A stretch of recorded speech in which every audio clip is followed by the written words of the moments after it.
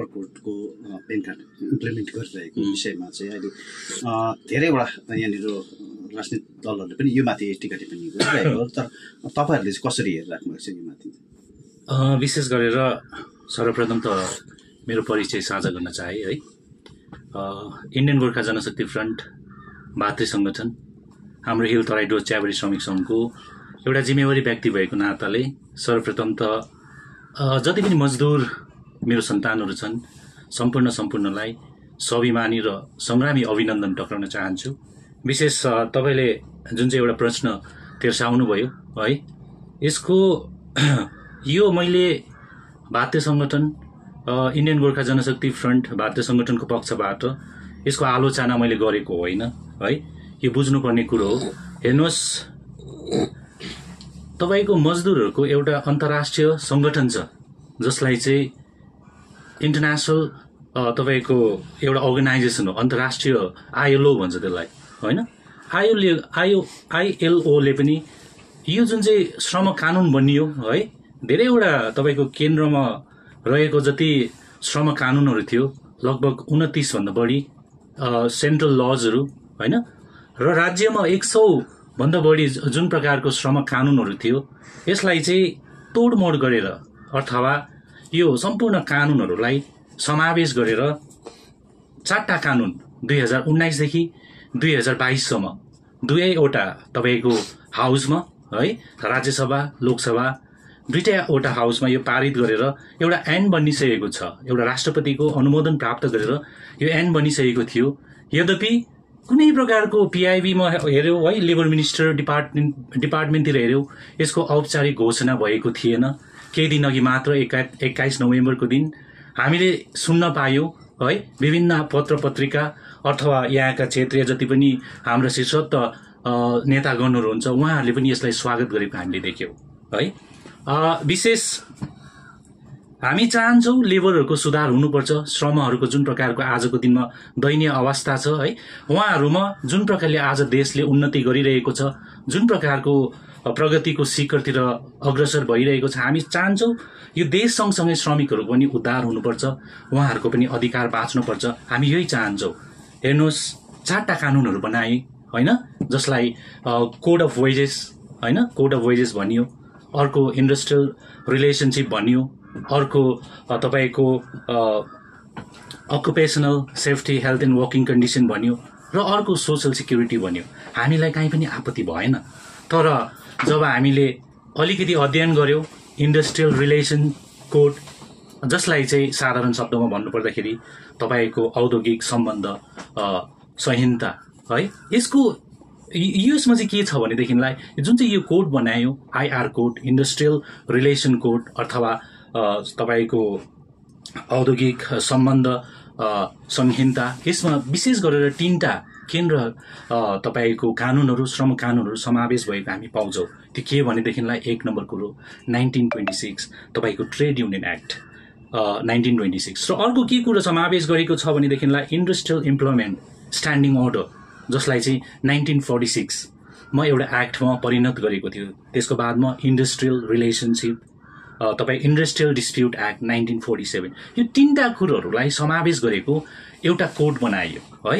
अब हामीले यो कुरोलाई अलिकति बुझ्दै ल्याउँदाखेरि त्यहाँनिर त हामीले के देख्यौँ भनेदेखि हेर्नुहोस्, कुनै पनि नियम कानुन बनिन्छ भनेदेखिलाई मैले भनिहालेँ देशको जुन प्रकारको उन्नति है शिखरमा चढिरहेको छ, त्यही आधारमा श्रमिकहरूको पनि धेरै कुरोहरू अथवा मजदुरहरूको जो हितैषी बनेर मजदुरहरूको जुन प्रकारको आवाज बनेर ट्रेड युनियनहरूको राइट्सहरू हुन्छ, इन्टरनेसनल लेभलमा पनि हेऱ्यो भने आज हामी यो जुन चाहिँ लेबर कोड छ यसको व्यापक तपाईँको के भन्नु है आलोचना भइरहेको हामी पाइरहेका छौँ। विज्ञ तपाईँको इकोनोमिक्सहरूले यसको तपाईँको क्रिटिसाइज गरिरहेको जुन प्रकारले यो इन्डस्ट्रियल रिलेसनसिप, म विशेष गरेर यो कोडलाई हाइलाइट गर्न चाहन्छु। IR कोड जुन चाहिँ छ यसको धेरै प्रकारको आलोचनाहरू भइरहेको छ। मैले भनिहालेँ 1926 ट्रेड युनियन एक्टलाई समावेश गरिएको छ। हेर्नुहोस्, जति पनि देशमा ठुला श्रम आन्दोलनहरू भयो भनेदेखिलाई तपाईँको 1926 ट्रेड युनियन एक्टको आधारमा भइएको छ। तपाईँले बम्बईको ठुलो ठुलो मिल्सहरूतिर जुन प्रकारको हडतालहरू भयो, जुन प्रकारको अर्जित अधिकारको लागि सङ्घर्षहरू भएको थियो, इतिहास लेखिएको छ है। 1926 ट्रेड युनियन एक्टको आधारमा भएको हो त्यो कुरोहरू।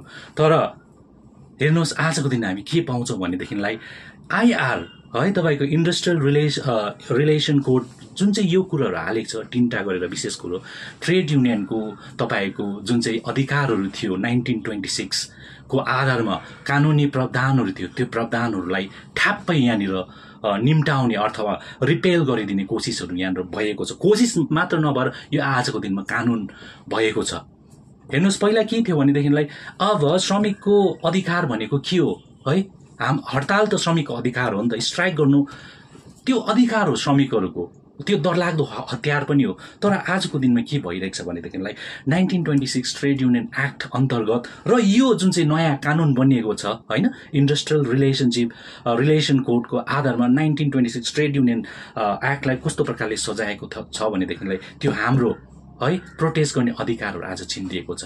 त्यहाँ ट्रेड युनियनको जुन चाहिँ डेफिनेसन छ है, डेफिनेसन पनि उहाँहरूले तहस नहस गर्ने त्यो तरिकाहरू गरिदिएको छ। उहाँहरूले सोल नेगोसिएटिङ युनियन डेफिनेसन गरेको छ।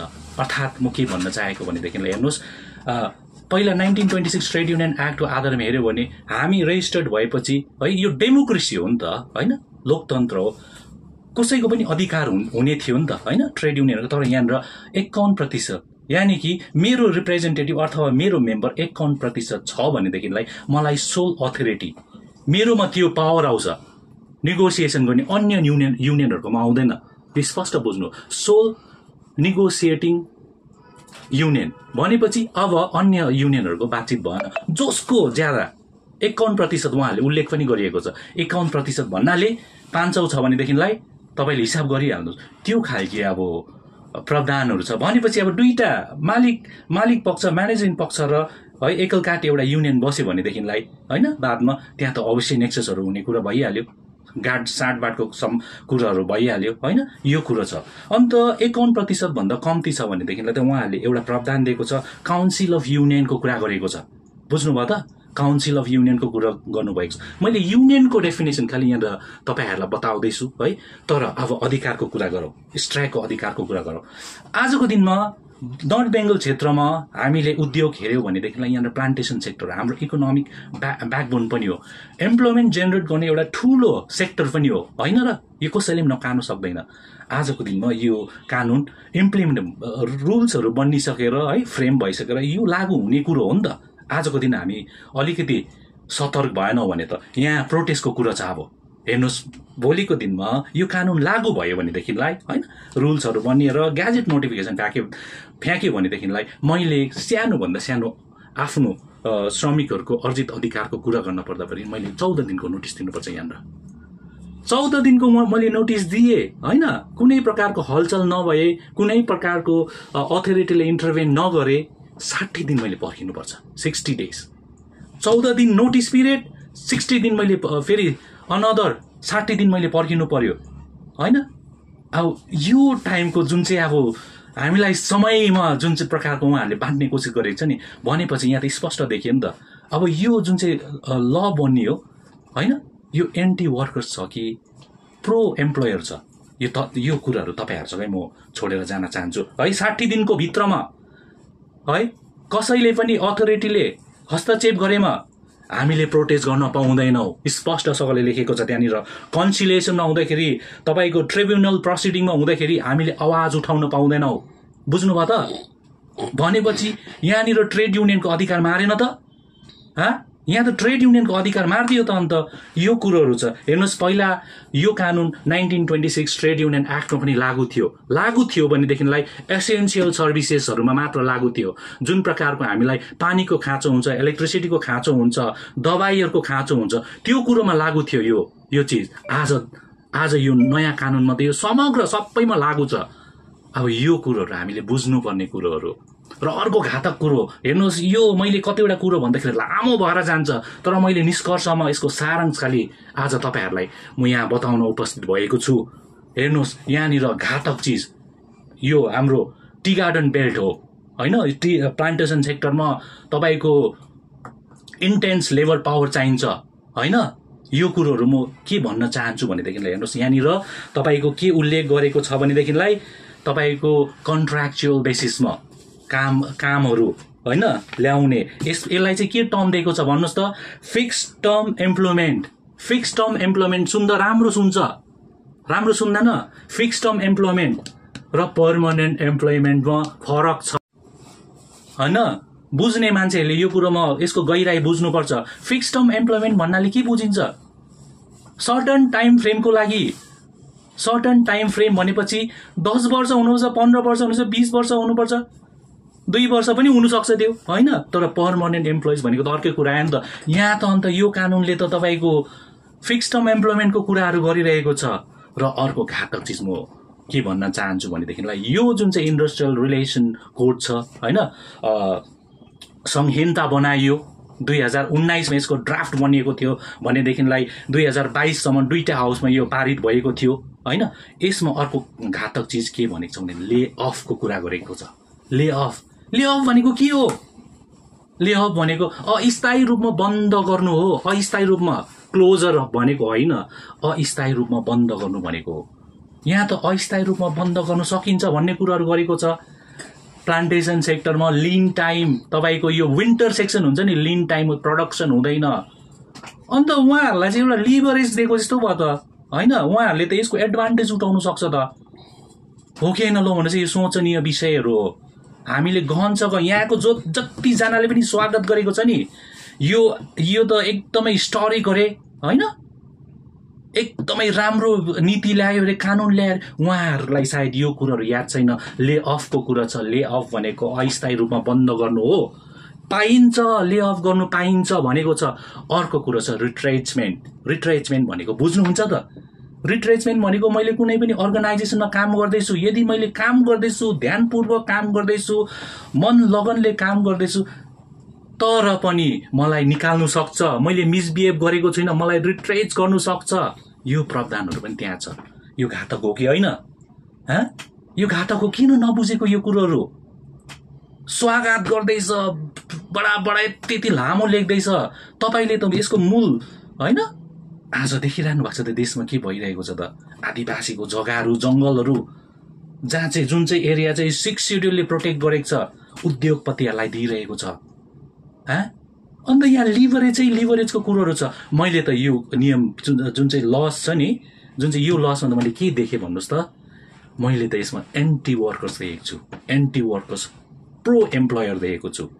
बुझ्नुभयो त? मैले त्यसै भनेको होइन, मैले सत्य कुरा पस्केको। आज सत्य कुरा पस्किँदाखेरि मलाई आक्षेप लालछाना आउँछ भने मलाई केही पनि हुँदैन, त्यो सत्य कुरो। र अर्को कुरो तपाईँको मैले भनिहालेँ होइन, यसमा धेरै कुराहरूको अप्ठ्यारोपनहरू छ। र धेरैजनाले भन्दै थियो, मैले सुने हिजो मात्रै एउटा प्रेस विज्ञप्ति मैले हेरेँ, 800-900 हुन्छ अरे टी गार्डन वर्कर्सको होइन, वेजेसहरू 800-900 हुन्छ भन्ने। उहाँहरूले खै यो अब सुझन बुझनमा दिएको हो कि या त उहाँहरूले साधारण आजको दिनमा चिया श्रमिकहरू त एकदम साधारण हो नि त, लेमेनहरू हो कि उहाँहरूलाई है त्यो लोलोपोतो गर्न पो उहाँहरूले खोजेको हो कि? हेर्नु, सत्य कुरो म भन्न चाहन्छु, सायद कसै नेताले भनेको छैन यो कुरो। आजको दिन न त एमपीले भन्छ, न त एमएलएले भन्छ, न त यहाँका क्षेत्रीय जति पनि अगुवाई गर्ने है हाम्रा अग्रज नेताहरूले भन्छ। तपाईँको central floor level minimum wages कति छ? यो कहिले रिभाइभ भएको होइन? यो कुरोहरू पनि त ध्यान दिनु पर्यो नि त। आज कोड अन वेजेस बनियो 2019मा, यसको ड्राफ्टिङ भएर यो पारित भइसकेको छ होइन। कोड अफ वेजेस तपाईँको पारित भएपछि उहाँहरूको एउटा विचार, मलाई मन परेको विचार, म मन परेकै भन्छु। उहाँहरूले भनेको छ national floor level minimum wages जति हुन्छ त्योभन्दा कम्ती कुनै पनि स्टेटले वेजेस दिनु, त्योभन्दा कम्ती चाहिँ राख्नु पाइँदैन भनेर उहाँहरूले सेट गरिदिने कुरो, यो अत्यन्तै राम्रो कुरो, हामीले स्वागत गर्नुपर्छ। तर यसको गहिराईमा पनि त जानु पर्यो नि त। यसको यथार्थ के छ? यथार्थ त अप्ठ्यारो छ त। हेर्नुहोस्, तपाईँको national floor level minimum wages सेन्ट्रलको हेऱ्यो भने, मैले यो केन्द्र सरकारको कुरा गरेको 168 थियो। 168 थियो, लेखेर राख्नुहोस् तपाईँहरूले। 168देखि 178 बनाइयो। कहिले बनाइयो? 2017मा बनाइयो। बुझ्नुभयो त? 2017देखि त सेन्ट्रल गभर्मेन्ट यो कोड यो 4वटा लेभल कोड्सहरू बनाउनमा लाग्यो। त्यो अन्तरालमा national floor level minimum wages 1 पैसा बढेको छैन। आजको दिन पनि तपाईँहरूले हेर्नुहोस् 178 मात्र छ। बुझ्नुभयो त? अब कोड एन्ड वेजेस त बनायो, तर उहाँहरूले यसमा काम पनि त गर्नु पर्यो नि त, हो कि होइन? अब यसमा काम भएको छ भएको छैन भन्ने कुराहरू कसले बताउने? एमपीले बताउने हो, एमएलएले बताउने हो, या कसले बताउने? म भन्न चाहन्छु, म यो कुरा पनि स्पष्ट राख्न चाहन्छु, 2019 मा जुन प्रकारले कोड एन्ड वेजेस बनाइयो, कोड एन्ड वेजेस बनाएपछि कमिटी त बनाउनु पर्यो नि त, पकेटबाट हालेर भएन नि त, हो किन? ल भन्नुहोस् है, हामीलाई सरकारी मेकानिजमहरू चाहिन्छ कुनै पनि रिपोर्ट तयारी गर्नु, कुनै पनि प्रोग्राम इम्प्लिमेन्ट गर्न अघि। यस्तै प्रकारले ministry of statistics and programme implementation सरकारी मेकानिजम हो, केन्द्र सरकारको मेकानिजम हो। र दुईटा उहाँहरूले आजको दिनसम्म फिलहाल हेऱ्यो भने 3टा कमिटी बनाइसकेको छ सेन्ट्रल गभर्मेन्टले। बुझ्नुभयो त? सेन्ट्रल गभर्मेन्टले 3टा कमिटी बनाउँदाखेरि पहिलाचोटि फ्लोर लेभल मिनिमम वेजेस 375 हुनुपर्छ भनेर उहाँहरूले प्रपोजल बुझायो। बुझ्नुभयो? प्रपोजल बुझाएको 2019 मा जब यो एन्ड बन्यो, एन्ड बनेर पारित भयो, त्यो जब डिस्कसनहरू चल्दै गरेको फेजमा नै national floor level minimum wages चाहिँ 375 राख्नुपर्छ है भनेर उहाँहरूले रिपोर्ट बुझाइसकेको कुरो। बुझ्नुभयो त? तर 375 बुझाइसक्दा पनि आजसम्म किन चाहिँ त्यसलाई इन्फोर्स गर्दैन, इम्प्लिमेन्ट गर्दैन, ग्याजेट नोटिफिकेसन निकाल्दा? आजको दिनमा हाम्रो श्रमिकहरूले दुःख पाउने थिएन नि। फ्लोर लेभल मिनिमम वेजेस यदि 375 भयो, या त त्यो इक्वल राख्नु पर्थ्यो आजको दिनमा, या त त्योभन्दा बढी राख्नु पर्थ्यो नि त। यो स्थिति छ। बुझ्नुभयो त? कमिटीको चेयरपर्सन को थियो भनेदेखिलाई तपाईँको प्रोफेसर अजित मिश्र। बुझ्नुभयो? अहिले उहाँहरूले रिपोर्ट बुझाइसक्नु भयो। रिपोर्ट पनि उहाँहरूले मिनिस्ट्री अफ स्ट्याटिक्स प्रोग्राम इम्प्लिमेन्टेसनको आधारमा उहाँहरूले बुझाएको हो, त्यसै पकेटबाट बुझाएको होइन। उहाँहरूले बाकाइदा सर्वेहरू गरेर, बुझ्नुभयो त, हामीलाई फुड इन्टेक कति चाहिन्छ, डेली एक्सपेन्सेस कति हो, देशको जुन प्रकारको आय स्रोत बढिरहेको थियो, आधारमा उहाँहरूले कम्प्लिट एउटा रिपोर्ट बुझाइसक्दा पनि आजको दिनसम्म भने यसको छिनाफानाहरू हुनु सकेको छैन। हामी स्वागत गर्छौँ कतिवटा कुरोहरू, तर मैले तपाईँहरूलाई स्पष्टसँगले भनिहालेँ, रिट्रेचमेन्टको कुरा छ, लेअफको कुरा छ, ट्रेड युनियनहरूको हातमुख काटिदिने कुराहरू छ। यसको हामी खण्डन गर्छौँ। इन्डियन गोर्खा जनशक्ति फ्रन्ट भातृ सङ्गठन, हाम्रो हिल तराई डुवर्स चियाबारी श्रमिक सङ्घले यसको खुल्ला रूपमा खण्डन गर्छ। पेमेन्ट तपाईँको कतिवटा कोर्टलाई हामीले स्वागत गर्छ भने यो कुरोहरू चाहिँ हामी खण्डन गरेको हुनुपर्छ। यही कुरा म स्पष्ट आज तपाईँहरूको सामने राख्न आएको, पस्कन आएको। धन्यवाद। तर अब यहाँनिर यही कानुनलाई लिएर यहाँका जति पनि अग्रज ट्रेड युनियनहरू भनेको अहिलेसम्म मौन देखिन्छ। त्यो कुरो चाहिँ म बुझ्न सक्दिनँ। अब उहाँहरू के को निम्ति चाहिँ श्रमिकको हितार्थको निम्ति अगाडि बढेको, अग्रसर भएको भन्ने कुरोहरू त उहाँहरूसँग त्यो क्ल्यारिटी हुनु पर्यो नि त, होइन? हो किन? ल भन्नुहोस्। आजको दिनमा म युनियन गर्दैछु भनेदेखिलाई मलाई त एकदम क्लियरली याद छ नि त, यो मेरो जुन रेजिस्ट्रेसन हुन्छ, रेजिस्ट्रेसनको पाटो नै अर्को, पार्टीको पाटो नै अलग हो। भोलिको दिन पार्टीले यदि इन्डियन गोर्खा जनशक्ति फ्रन्टले, बुझ्नुभयो त, श्रमिक विरोधी एउटा सानो पनि काम गरेको खण्डमा भातृ सङ्गठन यो अलग्गै हो, बुझ्नुभयो, आवाज उठाएको हुन्छ। यो खालको संस्कार चाहिँ कसले ल्याउने? चेन्जेस आउनुपर्छ नि त। हेर्नुहोस्, म तपाईँलाई स्पष्टसँगले भन्न चाहन्छु, तपाईँहरूले अलिकति यसको अध्ययन भन्दा पनि यो कुरोहरू तपाईँले जब यो लज भनिँदै थियो, लज भन्दाखेरि बिजेपीकै कतिवटा विङ्सहरूले यसको तपाईँको अपोज गरेको, क्रिटिसाइज गरेको छ नि। बुझ्नुभयो त? यो खालको संस्कार त ल्याउनु पर्यो नि त। यथार्थ के हो, सही हो या गलत हो, छुटाउन सक्नु पर्यो नि त। अब यो प्रथा चाहिँ यहाँ छैन। म छक्क पर्छु यही कुरोहरू देखेर चाहिँ। त्यही कारणले त हिजोको धेरैजना साथीले 900 हुन्छ 800 हुन्छ भन्ने अब बगम फुसे भन्नु पर्यो नि त। तथ्यै छैन नि त। बुझ्नुभयो त? तथ्य छ 900 800 भनेको के हो? कुन चाहिँ स्ट्याटिक्स र मेकानिजम फलो गरेर 900 800 रिपोर्ट कसले तयार गरेको? यो कुरोहरूमा त अध्ययन हुनु पर्यो नि त। त्यसै बोलेर हुँदैन। बुझ्नुभयो त? त्यसै बोलेर हुँदैन। के यही सन्दर्भ लिएर चाहिँ तपाईँहरूले अब यहाँ पहाडमा जति पनि क्षेत्रीय यहाँनिर अग्रज ट्रेड युनियनहरू छ सम्पूर्णलाई समेटेर यो माथि आलोचना केही त्यस्तो गर्ने प्रोग्रामहरू गर्ने तपाईँहरूको कुनै सोचहरू बनाउनु भएको छ? अब यो प्रश्न चाहिँ नि जसले पनि आजको दिनमा सुनिरहेको छ श्रमिकको हितैषी हामी हौ होइन, श्रमिकको अर्जित अधिकारको लागि हामी लड्ने हाम्रो स्वच्छ हृदय छ भन्ने जसले पनि सुन्नुहुँदैछ उहाँहरूले चाहिँ सोच्नुपर्ने विषय हो यो चाहिँ। बुझ्नुभयो त? हाम्रो पहल त डेफिनेटली गर्नेछौँ, किनभने जब जब पनि श्रम विरोधी कानुनहरू बनिन्छ होइन, यो भारतवर्षमा मात्र नभएर तपाईँले अन्तर्राष्ट्रिय लेभलमा पनि हेऱ्यो भने त्यसको त प्रोटेस्ट भएको छ नि, हो कि न? लो भन्दा चाहिँ आजको दिनमा हाम्रो प्रोटेस्ट गर्ने राइट टु स्ट्राइक्सहरू जुन प्रकारको हाम्रो कानुनी प्रावधानहरू थियो होइन, त्यो कुरोहरू आज हामीबाट खोसेर लाँदैछ, यो खालको नियमहरू बनाउँदैछ भने त सायद यो त समयको माग हो जस्तो लाग्छ मलाई होइन। आज हामी एकजुट हुने, एक आवाज हुनु, त यो समयको माग हो जस्तो लाग्छ। मैले भनिहालेँ तपाईँको फिक्स टर्म एम्प्लोइमेन्टको कुराहरू गरिरहेको छ, यो हाम्रो भूभागको निम्ति कतिको घातक कुरो हो यो, हो कि न? ल भने चाहिँ हाम्रो भूभागको निम्ति त्यो डरलाग्दो घातक कुरो हो नि त। फिक्स टर्म एम्प्लोइमेन्ट भनेपछि त तपाईँले साधारण तरिकाले सोच्नु त फिक्स टर्म भने चाहिँ मैले पैसा राखेँ 1 वर्षको लागि 2 वर्ष, त्यही हिसाब आयो नि त यहाँनिर।